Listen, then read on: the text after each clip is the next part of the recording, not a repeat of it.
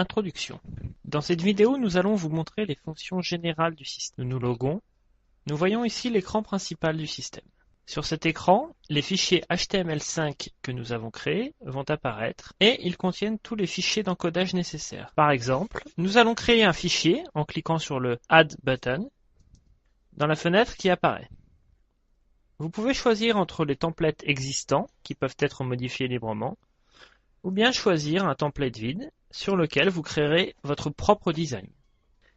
Si vous choisissez un template vide, alors vous devez lui donner un nom. Après avoir créé votre fichier, une notification va apparaître confirmant le transfert du fichier FTP vers un serveur externe. Vous pouvez alors télécharger le fichier vers votre PC, puis cliquer sur le bouton Editor qui va vous mener sur la page d'édition. Dans le menu du haut, dans la commande Set Users, vous pouvez ajouter d'autres utilisateurs. Dans le menu Generate Reports, on peut sortir les rapports sur les activités du système. Dans Lead Management, on peut éditer la liste des demandeurs s'il a été préalablement décidé de les envoyer vers le système. Quand vous cliquez sur le bouton Editor, celui-ci s'ouvre dans une nouvelle fenêtre. L'editor contient un menu supérieur dans lequel les menus mentionnés ci-dessous se trouvent.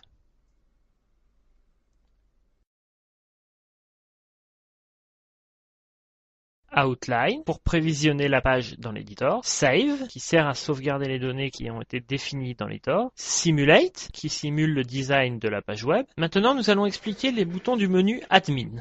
Upload pour télécharger ou supprimer un fichier du système, HTML, fenêtre par laquelle vous pouvez entrer du code HTML directement dans les titres, head ou dans le corps, body du fichier HTML. Code, fenêtre par laquelle vous pouvez entrer du JavaScript et du CSS. Leads, fenêtre dans laquelle vous pouvez programmer le transfert de données des demandeurs. Pixel, ici vous pouvez implémenter des tags avancés qu'on appelle pixels. Homepage, bouton qui permet de voir vos pages et en créer de nouvelles.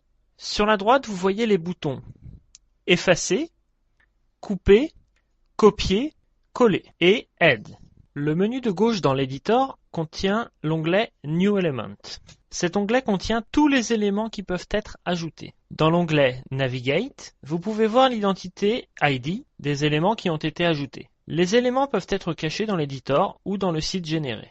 Dans l'onglet Style, vous pouvez designer les éléments. Chaque élément a ses propres options de design. Dans l'onglet Properties, vous trouverez les propriétés de chaque élément. Chacun a ses propres propriétés. Dans la barre du bas, vous pouvez voir la hiérarchie de l'élément sélectionné dans l'espace de travail. Ceci est l'espace de travail dans lequel nous allons incorporer les éléments. Vous pouvez définir la taille de cet espace en cliquant sur l'onglet Style. Chacun de ces points sera explicité en détail dans une autre vidéo.